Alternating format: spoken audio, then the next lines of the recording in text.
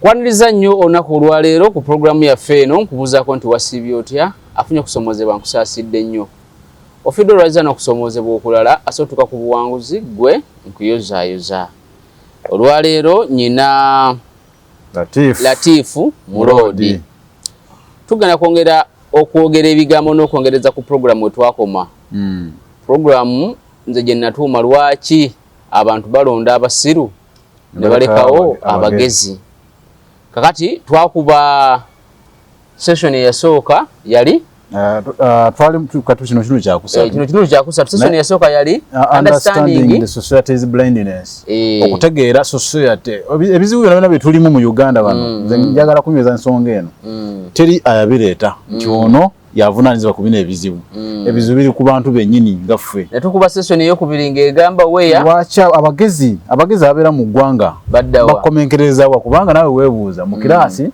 twali mu kiraasi nga mulimu abagezi abatukulemberanga naye abantu abo balagawa netukuba ey'okusatu ng'egamba abantu abo abagezi basaze magezi ki bakulembereko eggwanga oba bakulembere babeere abakulembeze wetulaga kati gye tulagako ye paati ey'okusatu Latifu agenda kubuuza tugenda tandika okwogera ebigambo sebo buuza abantu mwasibye mutya mwena Bannayuganda mwena nga ntandise ne programu eno ya stoicism ng'ekyagendera ddala mu maaso naye leero tutandika n'omutwe ogugamba nti abantu abagezi mu nsi basaze magezi ki okubeerako mu bukulembeze kubanga abantu abo balekeddwa nnyo emabega ne bawunzika nga yaba bazze mu bukulembeze tebawangula kalulu ate ne bawunzika nga bakolima nti lwaki tebampa bululu lwaki nze mmanyi ekyokugamba twala lwaki temumpa kalulu kati ngezaako kubaga magezi ndi musaze magezi ki mukulembereko nammwe okay bwetyo tugenda okubeera nga tutambula olunaku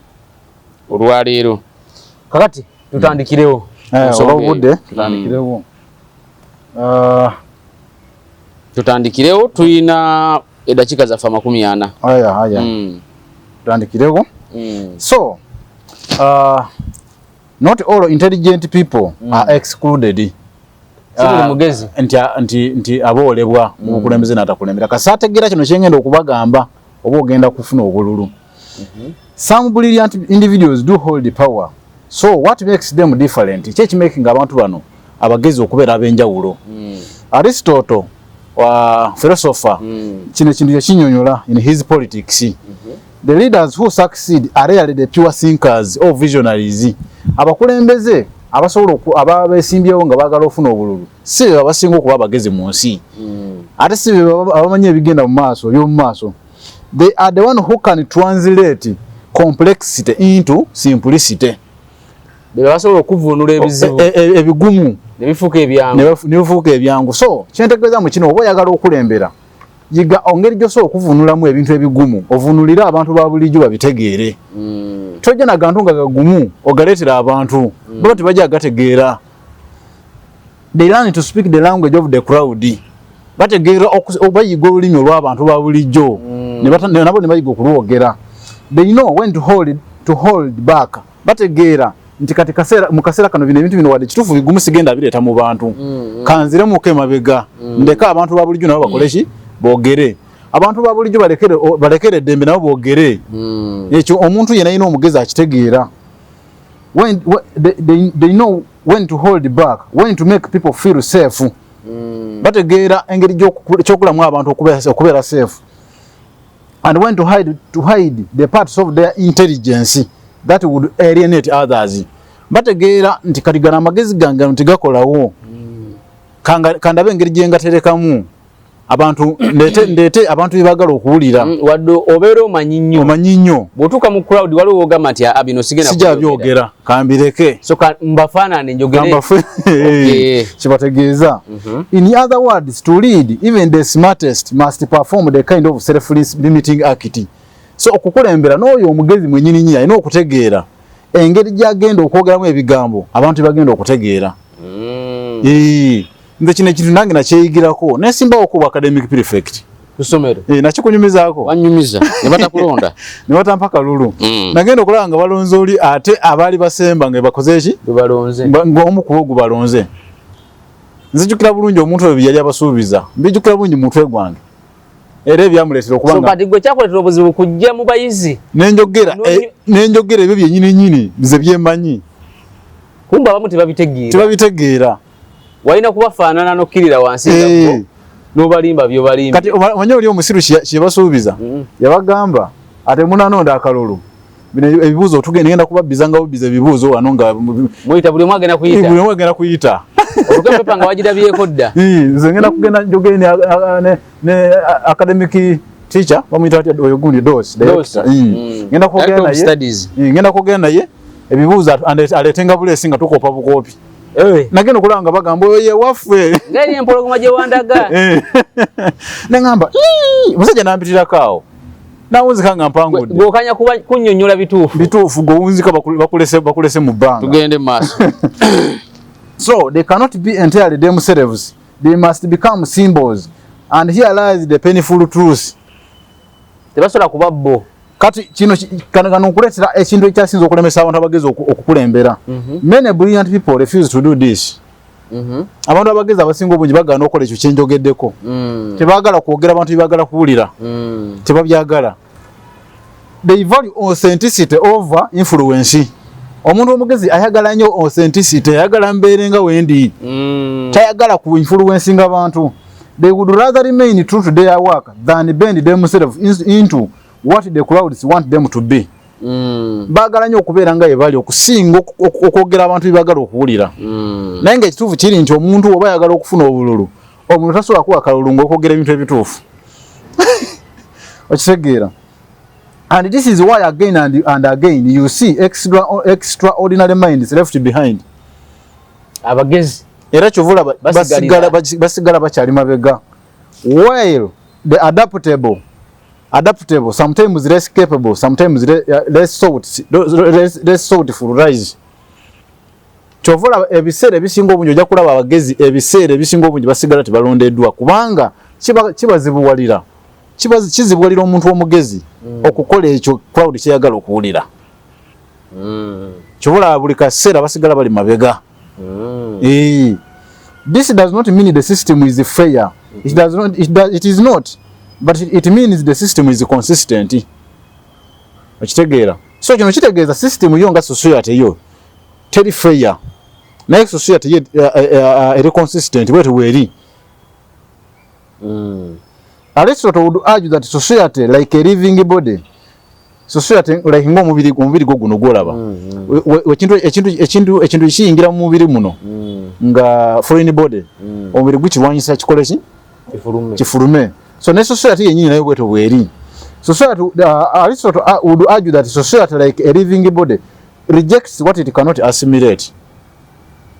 Society yo tekkiriza kintu kyetasobola kuyingiza mubo. Kyategeeza nti gwe ovaeri ng'oli mugezi nnyo ate ofuuka kizibu ku society. So society egenda kumansula eri kubanga society ogigadde olukusa eronda abantu eronda abakulembeze abagenda ogikulembera. Kati society ejja kulonda abakulembeze abagifaanana. Kati gwe ovaeri ng'oli mugezi tegera butegeezi nti society egenda kurejectinga. Tugende mu maaso. So it rejects what it cannot assimilate, and most people, when faced with someone too far ahead, abantu abasinga obungi baba facing n'omuntu oyo abasingako nnyo, they choose comfort over challenge. Omuntu ajja kugamba nti batusanga bwe tuli. Awo mugamba agantu tagategeera. Kivamu n'agamba he chooses comfort over challenge. Kubanga ebintu ebyo by'oleeta ebigumu byo mu challenginga. Bimu challenginga okulowooza ennyo n'agamba bakiri kambeere comfort. Olweda abadde comfortable. Ate gwe omuleetera agantu agagumaga ndeka. Berenga bwe mbadde. They choose the familiar over the extraordinary. Chovola ebiseera bisinga obungi balonda oyo ali familiar okusinga ono ali extraordinary. This is why you have seen it happen 1,000 times. Chovola buli kaseera kibaddeko emyaka nga 12 emabega. The quiet genius overlooked, the visionary dismissed, the truth teller silenced. Nje biseera bisinga obungi oyagwera amazima bamusirisa nga tusirika amazima go galeke. Era wetegeeza obulungi ojja mu campaign ng'oze ng'oyogera amazima tebajja kuwa kalulu. so inokubalimba kino nze nsomesa ggwanga kubanga nze bino bintu twakola research nsomesa ggwanga litegeere tukoze tutya while someone more palatable takes the stage oyo omulimba awunzika nga yakoze eki yatutte akalulu mutuufu otunula mulungi omuntu nga yekwogera nga mutera okola interview na ba politician naye oba otunudde bulungi politician ebigambo byayogera tiba bituufu abalimba tiba bituufu naye ate abantu bibagala okuwulira abantu bagala kuwulira bulimba muganda wange so bote bagala kuwulira bituufu ebituufu binyiiza tukirize tugane ebituufu binyiiza It feels wrong when you witness it. It feels unjust, but Aristotle forces us to see it differently. Chengeza ogamba nti Aristotle atuforcinga ekintu tukirabe nga bwe kiri. Tukirize abantu batulimbe. So eggwanga okukula kano kankayiseewo. Eggwanga okukula ne mugamba ensi ekuze. Abantu abasinga obungi balina okwanga bayigirize. At least tuberemu ko n'emitwe nga abantu 40% of the population nga bagezi. Kizibu nnyo abantu banono okuba bagezi. Naye at least abantu abamu baberemu ko bagezi. Bali extraordinary. Yes. Agense besobola okula kubanga mwegala obulimbo okubeera nga buli mu ggwanga. Naye ate ensi bwebeeramu abantu nga basiru nnyo. Kati nga Uganda nga abantu basiru nnyo ensi tesobola kulankulana. Uganda erimu abasiru bangi. Abasiru bali gano muganda wange. Ate tugenda tukera kumacha kutuvuma sawa. Onasonyiga naye abasiru bali mu Uganda tebagala kulowooza. Yayogera kyasanze. Omanyi machinga abasiru bali gano. Buli kotunulira omuntu nga buli ayogera bintu bya bulimba otegeze nti abantu abali mu ggwanga basiru. Kubanga tewali muntu amuchallenginga nti kyoyogere kifu. Ate kati nga olukumi lukubye mu ngalo lusakanyiza ababiri muna eddoboozi lya mulina ulikika. Tosobola of course. Temusa ulike ebyo bireka bulesire bigenda nga wewe. Bigenda nga bibiri. So nze gano ekinde feza eno insight eno. Kusala magezi tusaze magezi kyokulankulana. Kubanga tetusobola tetulina ngeri niwo boli mugezi otya. Ngena kugamba lunti amagezi Katonda tagadibuda si buli muntu aba mugezi. Niwo boli mugezi otya. Consistent the politics nga kyaliwo wa democracy. Abantu abajja okulondebwa okujja mu bukulembeze bajja kubeera bwe batyo nga bwe bali.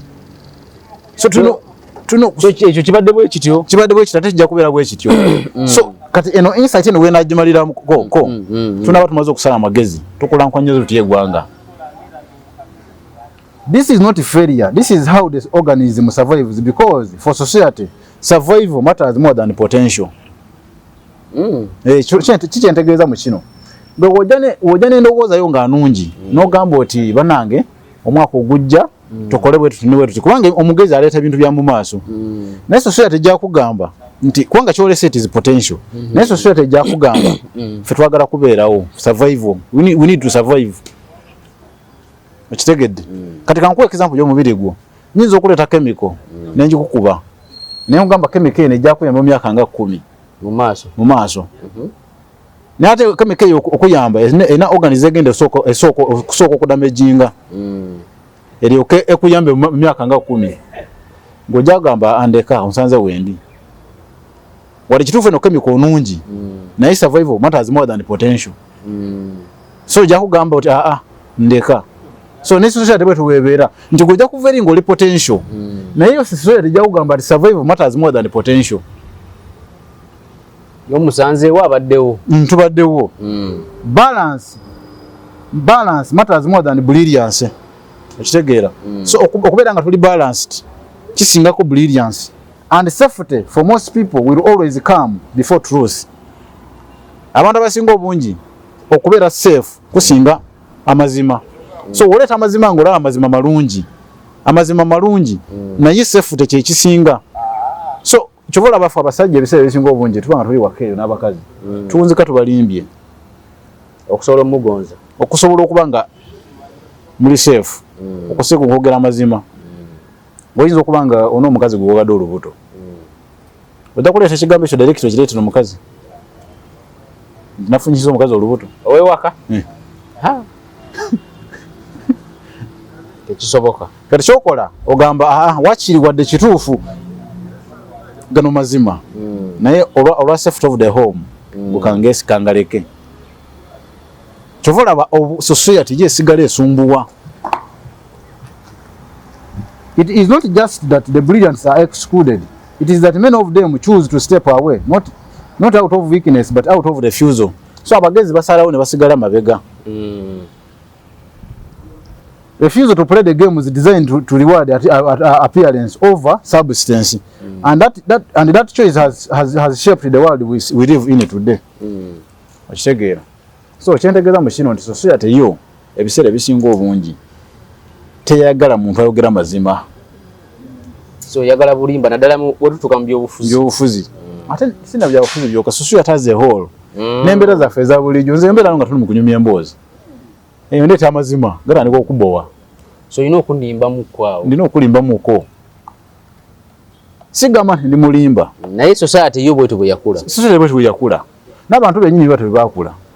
Nze lumu twali tuli eyo nga twali tusimantaana. Kati tutusimantaana.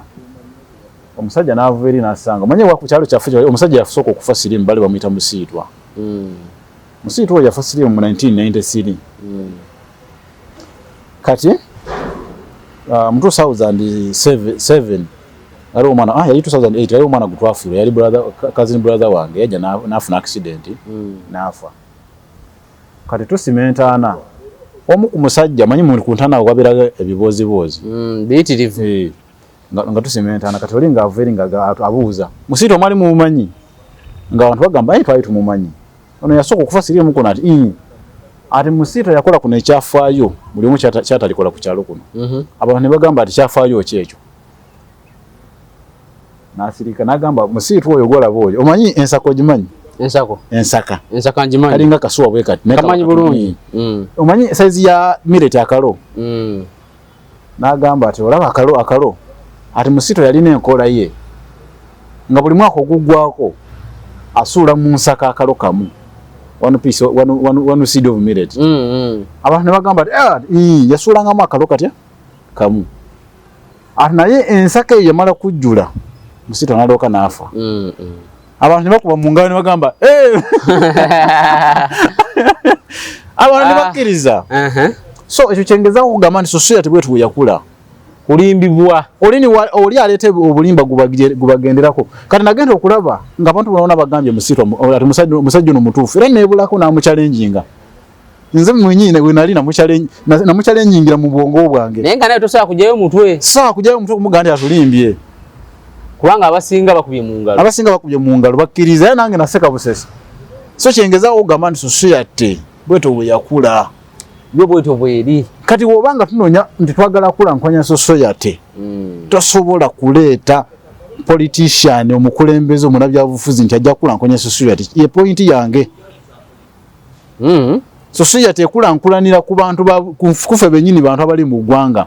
Omukulembeze omugaso gwe gwa balancing society. Naye si nkulaakulana. Nga nkuletedde example ya Kalo. Kati omusajja oyo ayaleeta example eyo. Wabanga yesimbyewo oyo guwa wa kalulu. Kyokka gwe ate bw'ovaayo mu mwaka n'ogamba byadayogera bya bulimba. Gwoba olwanyisa bakulabanga abalwanyisa. Ne baba. Era kyovula ba society eva ogirabye gano. Ffe tuvaayo ne tugamba twogera ekituufu batugamba ffe tulwanyisa nkyukakyuka. Eba tubogera. Yaliga ebiseera Nuupu yalinga eyaka nnyo. Bayogeranga abantu bibagala okuwulira. Kati nga gwe ino oyogerako ekintu ekitutwala mu maaso nze kyendaba nti kikitwala mu maaso. Ate society nze ndabanga omulabe waayo. Nga bano boogera bakwita kukyamwokereza. Bano abakyamwokereza balaba nti beba baagala. Society wetu bwe yakula muganda wange. Nze ayogera amazima mundabanga ali against the society. Naye ng'ekituufu kiri nti society okukula ekulira ku reality. Tekulira ku bulimba. Ekyo kituufu. Galina bba mazima. Amazima gali nti society okukulankulana nti mukulankulana mulina kwogera mazima. Otusobola okukulaakulana. Nze mwenyini nafeesingako challenge eyo. Even at our home. Nagezaako okukulankulanya famire yange. Nate ng'abantu bankuba aba famire. Nze nga njogera truth. Ekisolo batwala mu maaso. At one time nayiwako n'omusenyu.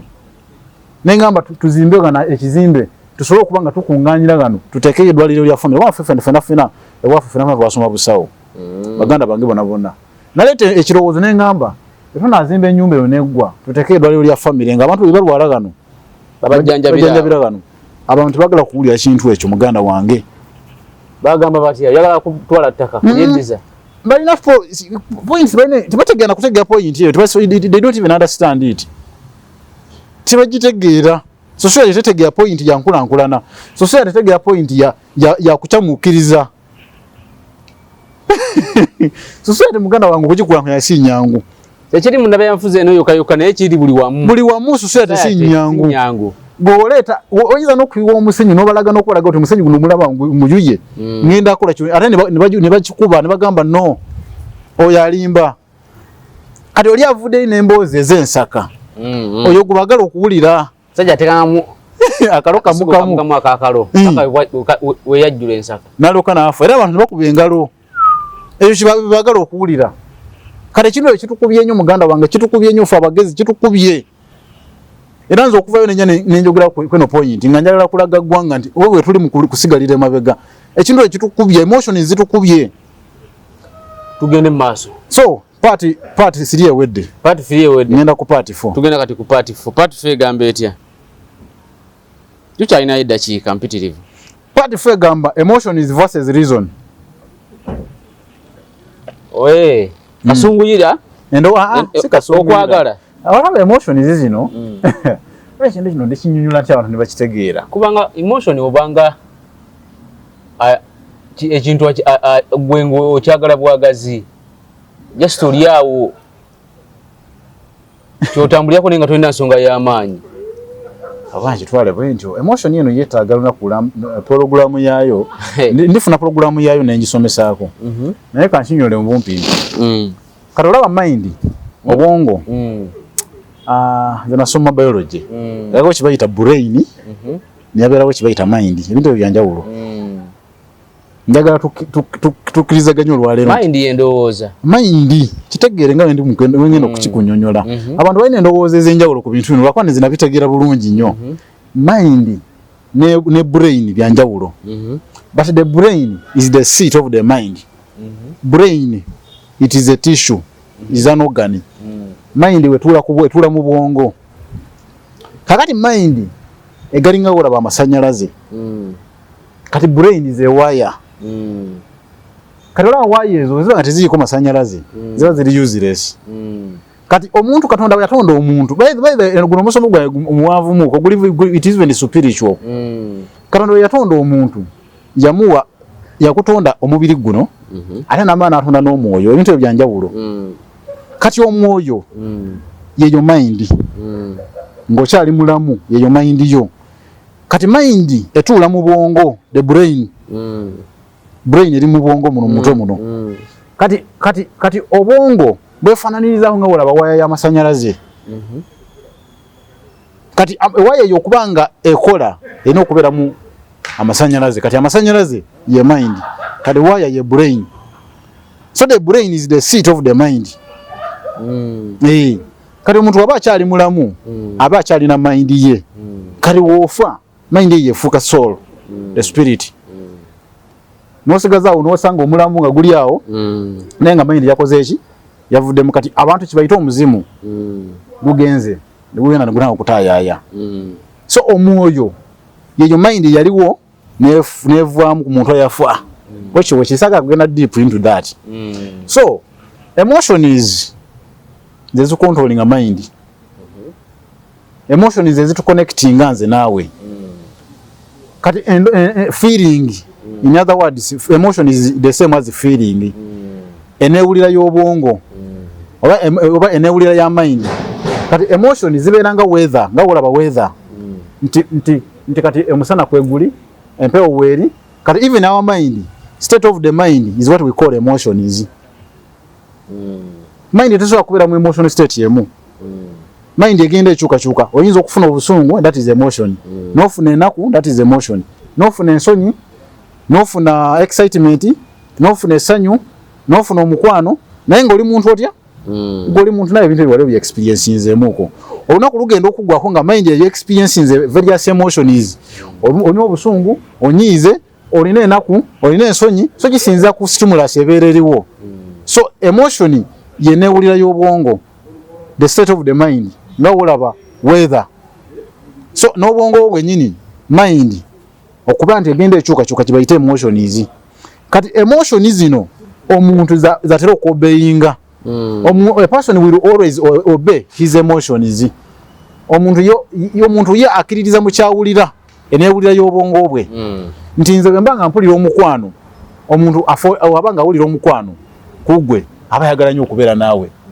omuntu aba awulira obusungu aba awulira ayagala kureactinga omuntu waba atidde adduka so katonda waba yali atonda omuntu yamutondanga emotions zigenda okontrolinga omuntu okitegedde so omukulembeze yena omuntu yena alina okutegeera emotional intelligence versus reason kati lwaki nnyonnyodde emotions nga njagala kulaga lwaki abantu bali kubonaabona ebiseera ebisinga obungi tibategeeranga kintu kya emotions ate teri muntu eri avuddeyo n'abasomesa emotions kitegeeza ki ate nga ekituufu kiri nti obwongo tutambula nabo buli lunaku naye teri yali ayaddeyo okutegeera obwongo kyeki mind kyeki so emotion eno yetera okuvuga abantu okitegedde kati reason yeno gye bakusomesa obusomesa naye okugamba ati kino kibeera bwe kiti kati reason yo nze mba njimanyi mumanya nti kwanga kati nze mbanga sivuga ku motoka mba simanyi reason ya motoka reason kye kituufu reality so Aristotle understood something most people still struggle to see today. Aristotle yategeera abantu ekintu kibatama kutegeera kati nesawa yakakati nga tebana kitegeera tebana bakitegeera leaders are not chosen because they are the best. Kino njagala kitegeere nti abakulembeze tebalondebwa kubanga basinga. They are chosen because they fit. They do what? They fit. Babajjamu balondebwa okuba nti bajja mu society. Bajja mu society. And the key to understanding why lies in one simple truth. Kati okutegeera kino njagala otegeere kino ekintu kyenva okunyonyolako emabega kaawo. Society does not run on reason. Society runs on emotion. Society yo ebanga teraningira ku reason. Eraningira ku emotion. So obanga oyagala okutegeera abantu so kotegeera emotion. Omuntu ya mastering emotion asobola campaigninga na wangula akalulu. Bano babeti namboze ba mastering emotion. Boogera abantu ne bakkiriza nti omusajja omuntu yagenda akola. Naye nga talina byagenda akola. Talina byagenda akola. Yeki yakola ya mastering emotion. Nnyo ati emotion kasoba nga tumanye emotion tosobola kulimba abantu. Ono ku mastering endowooza z'abantu emotion zibeera ndowooza z'abantu. Kale watu to mastering nga emotion tosobola ku mastering engeri ya kunyumyamu n'abantu. Kale nze mba njagala okunyumya naawe. Nenzija kati nze kunyumya naawe. Nze mba nyumya naawe kwanza na mastering emotion. Mba nkulaba. Nsoka ne kutunulira bwe nengamba kati ono omuntu ono mufumbye ndya. Kati ntambula njogeranga nawe nga ntunule fresh expression yo. Nze fresh expression yo omuntu endaga ekiri mu bwongo bwe. Kati nze mba nkubala ndi kati ono katali tandi ko ebirowoozo byange tebiri kunze. Ne mangu ngena nkujjayo ne nkuza jendi. Kati bwe omuntu bwote bw'omubala. Kati omuntu wabanga oyogera n'omuntu onakusobola kutegeera emotion ze. Kati n'omukulembeze yena anoonya akalulu. Asoka n'abala emotions z'abantu zino ziri mu mbeera ki. Kati ayogera kyenyini kyoyagala okuwulira kyenyini kyayogera. Tomutwala enkya nenga tabalina gye bamutwala. Tena bamutwala. Kati society bwetu yakula society tetambulira ku reason. Ngenda bagaggawaza nenga tagenda bagaggawaza. Ali kubalimba. Kati mwe obuzibu mulina tebu mastering nga emotions. Omuntu yena a campaigning alina okutegeera how to master emotions. So society does not run on reason, it runs on emotion. In his rhetoric, Aristotle explained that persuasion is the force that moves people. Nze mba njagala okole kye njagala. Kibayita persuasion, to persuade you to do something. So persuasion, the force that moves people comes from three elements.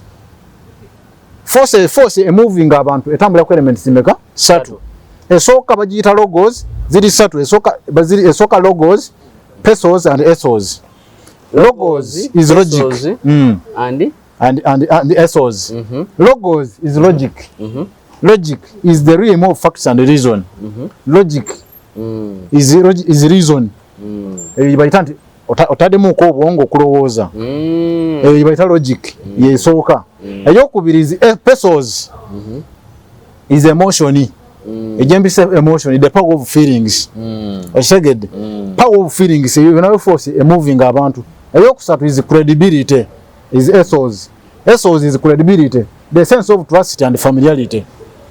So and while we believe we choose leaders based on logos on logic while tutagala okulowooza nti tulonda abakulembeze okusinza ku logic but the truth is amazima gali nti emotion is ni credibility will always win.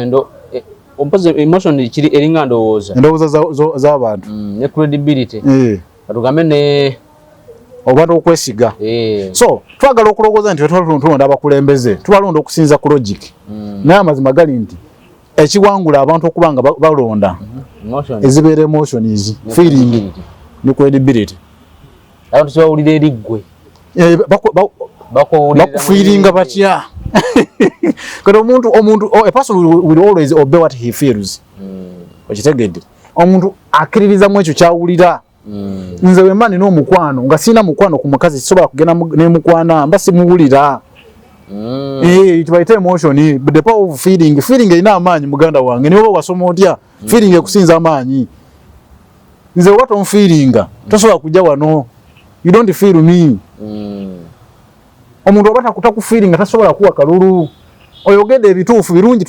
kituufu bisobola otukula naye sikufiiringa sikuwulira n'abamukazi ng'omukwanyi niwe olyogera ebigambo ebirungi bitya naye nga tanaaba akuwulira tasobola kukkiriza. So that is the power of the feeling. So feeling eno emotions zino ziwangula nnyo omuntu okubanga wangula kalulu. So kyebala nkugambye nti omuntu asobola okuwangula kalulu alina okubanga ya mastering emotion ng'ayogera ebigambo by'oyagala okuwulira. Okitegeera. People follow those who make them feel safe. Abantu bagoberera aba making okufeelinga safe, not those who challenge them to think harder. Kwanga nze wenera reason nenjibaleetera mba challenging kulowooza nya tete mwagala omuntu akugoberera oyo gwawuliramu emirembe nanze wenesimba oba academic prefects naleetanga agantu agagumu atoli abagambye ati nze ngenda kubabira ebibuuzo oyo gwawuliramu emirembe buli omu agenda kuyita oli kyayagala okuwulira okitegeera oli weesimbyewo oli ayagala kumugamba nti mugenda kugaggawala mwena ani atayagala bugagga oli kyayagala okuwulira. They trust those who look familiar, not those who seem alien. Bw'oleeta ebintu ebigumu obeera nga alien ate obeera oli mu maaso nnyo kubo.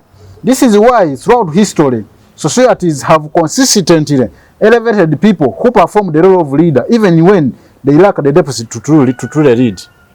So omuntu asobola okuperforming the role of a leader yoyo omuntu ayogera abantu bibagala okuwulira.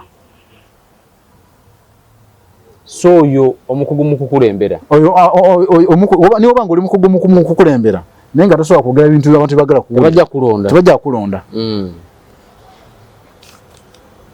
In politics, the charismatic speaker wins the election while the thoughtful policymaker fades into obscurity. Onayogera ebintu bibagala okuwulira yawangula akalulu. Anyway, point yange kirabika etegerekese. Point yange etegerekese. It feels irrational when you see it up close, but Aristotle would argue it to mukirabe nga wekiri.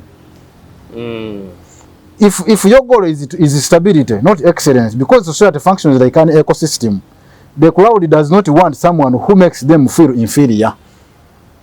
Kubanga gwoja noyogera ebintu ebigumu abantu bano crowd ye kulabanga abayisamu amaaso bagala oyogera ebintu bibagala okuwulira.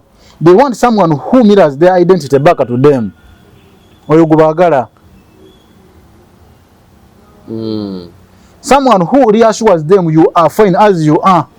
Oyo gubagala. Oyagera bagamba ati muli fine ngaye muli okay ngawe muli.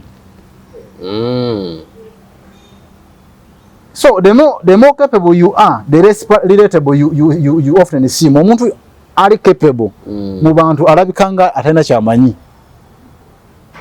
the more brilliant your ideas are, the more threatening you appear to those who cannot understand them. Which to wish it. So society nzibu. Society atenga nzibu. So manyi bulijjo twebuza lwaki society zitonda abakulembeze ab'ekibogwe.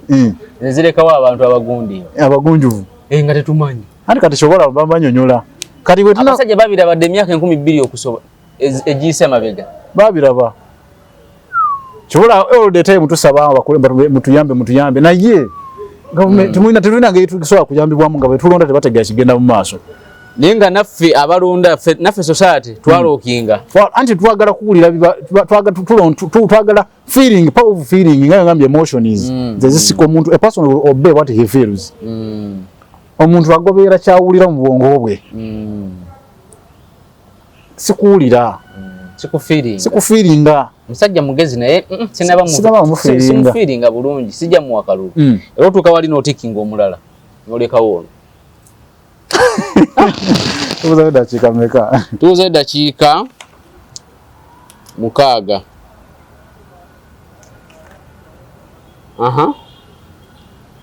So, what happens is the system filters out the outliers and elevates the familiar. Not because the familiar is better, but because the familiar feels safer. Era ncho kinyonyodde.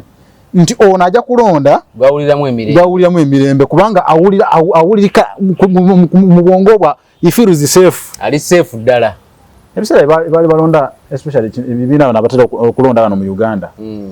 Kale olaba ziriye seza akula nga America. Ekyo bakisalira amagezi. Nti tuba tulonda bateka electoral colleges. Ekyo bakiraba kubanga ffe no mu Uganda tubadde tunaba akiraba. Nti society ejja kulonda byeronze naye electoral college yegendo sala we kisemba. Kwetegereza so abantu mu electoral college balina kubeera nga philosopher bagezi. Temusobola kwata nsinya ne mugiteeka mu mikono z'omuntu atasobola kugitwala mu maaso. Oli everyday kuwalaji atamidde azatikinze. So okukulemberegwa okuteeka omukulembeze okumulonda alina okuyita mu kakunguto kanene mu kasengejja. Era ffe ku ssomero lyaffe twabeeranga n'enkola nga ituba tulonda bakiyitanga screening. Babanga abalondo ba administration escreeninga negamba era actually balekanga abantu bayita an opposite nga mujja ndi mwagala kwesimbawo naye administration nga escreeninga abakulembeze nerondamu negamba gwe toyitawo nibakujjamu nga balaba nti atosa mugamba nti kyova olaba ensi ziri ezakola kati nga America bo basalawo ne bagamba associate eno betukugira chance okulonda omukulembeze ejja kulonda omukulembeze atatwala America mu maaso yateekawo electoral college nti wadde muvudde mukabonna electoral college igenda kusalawo bali bennyini babwongo so abantu bonna tebasobola kutegeera ekigenda mu maaso. Waliwo abalina okulemberwa waliwo n'abalina okulemberwa. It is a hard truth. Kiruma naye tosobola kugamba otyo omukulembeze abangi gwe balonze nti yagenda okutwala eggwanga mu maaso. Tekisoboka. Okusinza ku kyennyonnyodde kinakanyonyolako society n'eginnyonnyoddemu society tesobola kulonda mukulembeze asobola kutwala eggwanga mu maaso. Tekisoboka. Era most of the time society ejja kusigala yeemulugunya ati batubye akalulu. Ekyo tekijja kuvaawo. Ejja kusigala nga yeemulugunya ati batubye kubanga ffe abeetegereza tuba tulaba ogumunoze nti tajja atwala mu maaso ggwanga. Mmwe ekibavuze zibadde emotions. Naye ate emotions si zitwala eggwanga mu maaso. Tewala ngambye wano emotion versus reason. Nti reality nze gye ndabya nti yetwala eggwanga mu maaso. Se emotions mfere. Era ndi kunyonyola mu maaso oliraba. Emotions zitufera. Naye reality ye inotwala abantu mu maaso. Era kunyonyola ne kugamba nti era kibayita universal laws. The natural order of the universe. Katonda bwe yatonda ensi eno alina order yayo gyagitonderamu. Ensi eno ng'ejja etambulamu, erina speed yayo gyetambulirako.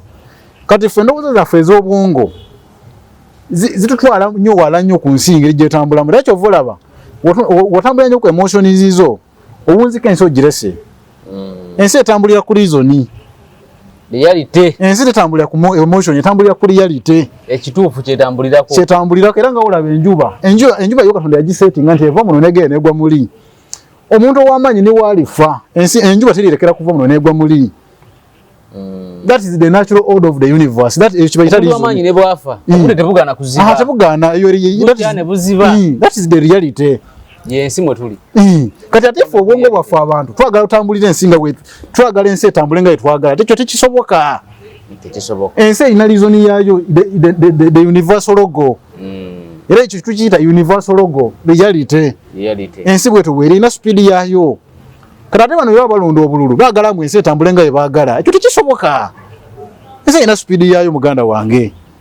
Okay. Kati ensi yo omanyi lwaki twetegereza ebintu bino nga ono bavugamba ati philosopher yesi musobola ffe tutambulira ku mazima ku reality tutambulira ku emotion ensi erina speed yayo era twagala okulankulanya eggwanga ffe tutambulira ku mazima reality yeno era mwe mujja kubeera mwekalakasi malemba gana nti wadde byonna bibaddewo naye tudde ku reason ekituufu kyeki let us go back to reason nze bwe ngenda obagamba tugende ku mazima kale obudde bwe philosopher wonna badde osinzira okubeera nga otulaba ne philosopher Mulodi Latif kati tudda ku subtopic ki tugenda ku tukyali ku reason emotion and reason eweddeyo maze okuwanyonyola reason and emotion kati tusigaza bigundi bbiri tumale the survival of the society then esembayo understanding politics kubanga njagala abantu bategere politics kitegeeza ki. Okay,